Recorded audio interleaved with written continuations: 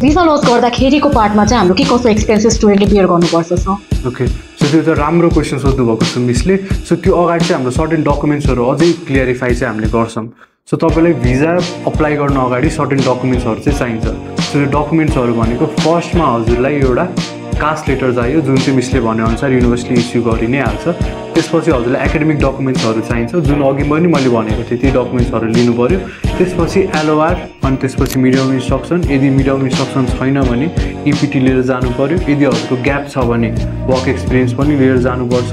अब साथै तपाईँले आजकल चाहिँ दुईवटा अनलाइन फर्म पनि तपाईँले भर्नुपर्छ, जुन चाहिँ तपाईँलाई युकेभिआईले प्रोभाइड गर्छ। त्यो चाहिँ हजुरले वेबसाइटबाट लिन सक्नुहुन्छ है त।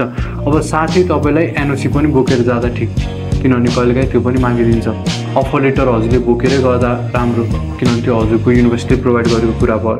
अब साथै तपाईँलाई अरू डकुमेन्ट्सहरू चाहिने भनेको चाहिँ कम्पलसरी त होइन, बट यो म्यान्डेटरी डकुमेन्ट्सहरू जस्तै तपाईँको बर्थ सर्टिफिकेट अघि तपाईँले बनाउनु भएको छ भने त्यो लिएर जानु होला, अथवा रिलेसन सर्टिफिकेट छ भने लिएर जानु, छैन भने खासै इस्यु चाहिँ हामीलाई पर्दैन है।